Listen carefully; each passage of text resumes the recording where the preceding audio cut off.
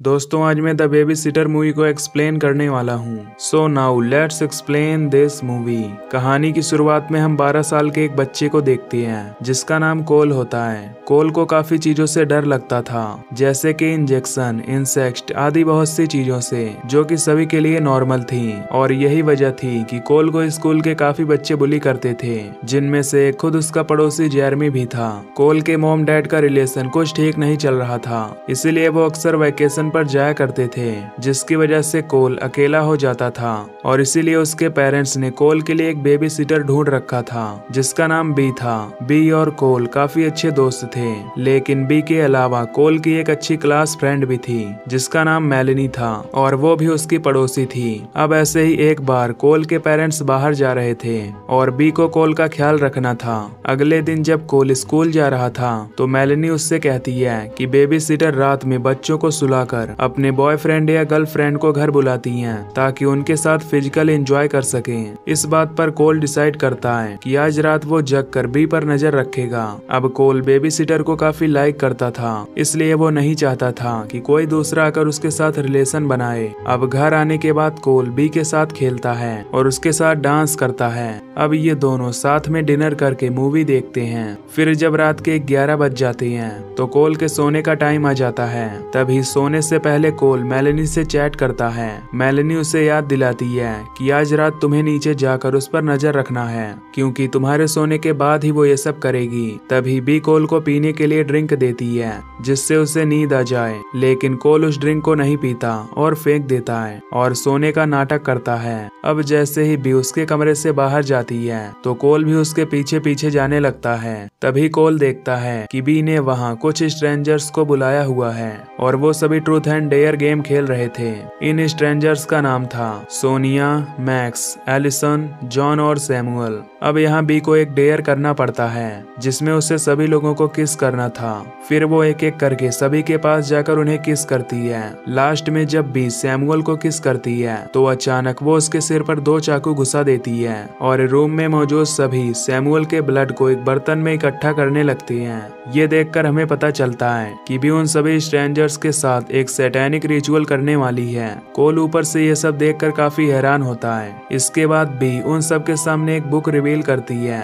B कहती है कि ये एकमात्र ऐसी बुक है जो कहीं भी नहीं मिलेगी, यानी कि एक इकलौती बुक है। अब बी उस बुक में कुछ लाइन पढ़ती है जिसमें लिखा होता है कि इस किताब के एक वर्ष को पढ़ते वक्त उसे बलि दी गई आदमी के ब्लड को इस बुक पर डालना होगा। ऐसा करने से इस कमरे में मौजूद सभी लोगों की कोई एक इच्छा पूरी हो जाएगी, लेकिन इस पूरे प्रोसेस को कंप्लीट करने के लिए उन्हें एक मासूम बच्चे का भी खून चाहिए होगा, और वो मासूम बच्चा कोल ही होने वाला था। इधर कोल ये सब बातें सुनकर काफी डर जाता है और जल्दी से भागकर अपने रूम में जाता है और 991 पर कॉल करता है और फिर वहीं सोने का नाटक करने लगता है। कुछ देर बाद वहां बी अपने दोस्तों के साथ आती है और एक इंजेक्शन के जरिए कोल का कुछ ब्लड बाहर निकालती है। कोल सिरिंज से काफी डर रहा होता है, लेकिन फिर भी वो उन सब के सामने सोने की एक्टिंग करता है। दरअसल बी ने कोल के ड्रिंक में कुछ दवाई मिला दी थी ताकि कोल 8 घंटे के लिए सोता रहे, लेकिन क्योंकि कोल ने ड्रिंक पिया ही नहीं था इसलिए वो अभी जग रहा होता है। खैर ब्लड लेने के बाद बी सभी के साथ नीचे चली जाती है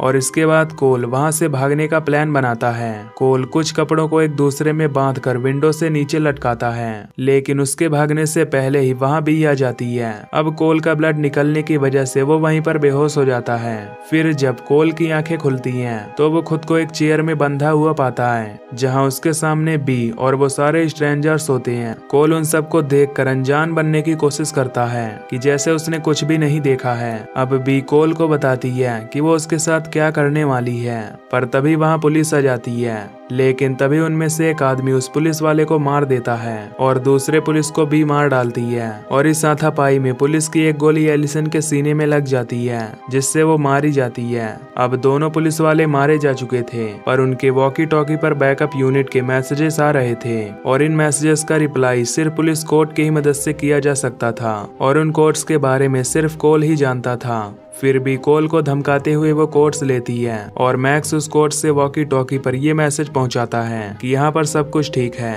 ये सब देखकर कोल अपनी रस्सी काटकर किसी तरह से वापस से ऊपर वाले कमरे में जाता है और जॉन उसका पीछा करने लगता है, पर तभी उसका पैर सीढ़ियों से स्लिप कर जाता है और उसका सिर नीचे एक नुकीली चीज से टकराता है और वो वहीं पर बुरी तरह मारा जाता है। इधर कोल अपने रूम में जाकर उन्हीं कपड़ों की मदद से विंडो से नीचे आने लगता है। तभी मैक्स उसे पकड़ने के लिए आ जाता है, लेकिन कोल किसी तरह विंडो से नीचे उतर जाता है। नीचे आने के बाद कोल अपने घर के नीचे वाले बेसमेंट में जाकर छिप जाता है, जहाँ पर बहुत सारी चींटियां होती हैं, पर कोल यहाँ भी अपने डर पर कंट्रोल कर लेता है। सोनिया कोल को ढूंढते हुए वहाँ पहुँच जाती है और बेसमेंट के अंदर जाकर उसे ढूंढने लगती है। तभी कोल उसके तरफ फायर रॉकेट छोड़ता है, लेकिन सोनिया किसी तरह उस रॉकेट से बच जाती है। लेकिन कोल बड़े ही चालाकी से सोनिया को वहीं पर लॉक कर देता है और उस पर बग स्प्रे छिड़क देता है। अब आग और उस स्प्रे के आपस में मिलने से एक जोरदार ब्लास्ट होता है, जिसमें सोनिया भी बुरी तरह मारी जाती है।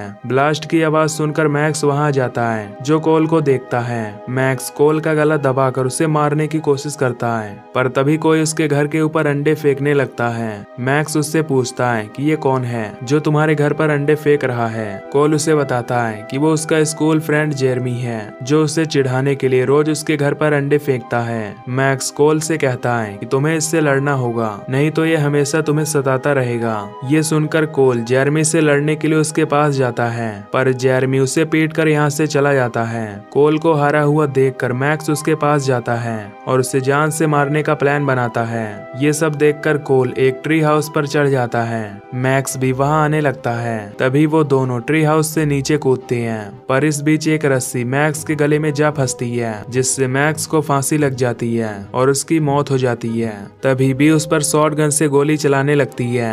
कोल वहाँ से भागता हुआ अपनी पड़ोसी मेलनी के घर पहुँचता है। वहाँ पहुंचकर वो उससे तुरंत पुलिस के पास कॉल करने के लिए कहता है। तभी वहाँ बी भी आ जाती है, जो कोल को ढूंढने लगती है। कोल और मेलनी बी से बचकर एक किनारे छिप जाते हैं। यहाँ कोल मेलनी को अपने दिल की बात बताता है। मेलनी भी कोल को लाइक करती थी, इसीलिए कोल उसे बचाने के लिए वहाँ से बाहर चला जाता है। बाहर जाकर कोल बी से चिल्लाकर कहता है कि मैं यहाँ हूँ। ये कहकर कोल वहाँ से भागता हुआ अपने घर आ जाता है। घर के अंदर कोल को एलिसन मरी हुई दिखाई देती है। साथ ही उसे टेबल पर वो रिचुअल बुक भी मिल जाती है, जिसे लेकर कोल उसे पढ़ने लगता है। तभी एलिसन अचानक से उठ जाती है और कोल पर हमला करने लगती है। कोल किचन में रखे चाकू को ढूंढने लगता है, पर वो चाकू एलिसन के पास थी। अब एलिसन उस चाकू से कोल पर अटैक करने के लिए बढ़ती है, पर तभी वहाँ बी आकर उसके सिर को गन से उड़ा देती है। अब बी कोल को पकड़ने के लिए उसकी तरफ बढ़ने लगती है, लेकिन कोल बी की रिचुअल बुक को उठाकर उसे जला डालने की धमकी देता है। अब क्योंकि ये बुक सिंगल थी, इसीलिए बी कोल को न मारने के लिए तैयार हो जाती है। फिर कोल बी से पूछता है कि तुम मुझे क्यों मारना चाहती हो। इस पर बी कहती है कि उसने रिचुअल के समय शैतान को एक बच्चे की बलि देने का वादा किया है, जिसके बदले में उसे वो सब कुछ मिलेगा जो उसे चाहिए। यहाँ हमें ये भी पता चलता है कि बी ने इस रिचुअल को पहले भी कई बार कर रखा है और कोल पहला इनोसेंट बच्चा नहीं है जिसको बी ने इस रिचुअल में फंसाया है। बी कहती है कि अगर तुम पुलिस को बुलाकर उनसे ये कहो कि बाकी लोग कातिल थे और बी बस उसे बचाने में मदद कर रही थी, तो मैं तुम्हें जिंदा छोड़कर इस शहर से चली जाऊंगी। पर कोल गुस्से में उस बुक में आग लगा देता है। बी उस आग को बुझाने की कोशिश करती है और कोल वहाँ से बाहर आता है। बाहर आकर कोल मेलनी के डैड की गाड़ी चुरा कर तेजी से सीधा उसे अपने घर में ठोक देता है, जिससे बी गाड़ी के नीचे दब जाती है और बी के न चाहते हुए भी वो बुरी तरह मारी जाती है। अब कुछ देर बाद यहाँ कोल के पेरेंट्स और पुलिस भी आ जाती है, जिसके बाद यहाँ सब कुछ नॉर्मल हो जाता है। कोल और मेलनी दोनों साथ मिलकर काफी खुश होते हैं। साथ ही कोल ने ये प्रूफ कर दिया होता है कि उसने अब अपने डर पर कंट्रोल कर लिया है, इसीलिए अब उसे किसी बेबी सिटर की जरूरत नहीं है। इसके बाद हम एक फायर फाइटर को देखते हैं, जो कोल के घर के अंदर चेक करने आया हुआ था। तभी हम देखते हैं कि बी कार के नीचे नहीं होती है। अचानक बी एक नाइफ से उस फायर फाइटर पर अटैक कर देती है, जिससे हमें पता चलता है कि बी अभी जिंदा है। और इस मूवी का पार्ट 1 यहीं पर खत्म हो जाता है। तो दोस्तों, अगर आपको इसका सेकंड पार्ट चाहिए तो कमेंट में जरूर बताना और चैनल को सब्सक्राइब करके बेल नोटिफिकेशन को भी ऑन कर लेना। बाकी मैं मिलूंगा आपसे अगली वीडियो में। Till then take care, love you, bye bye.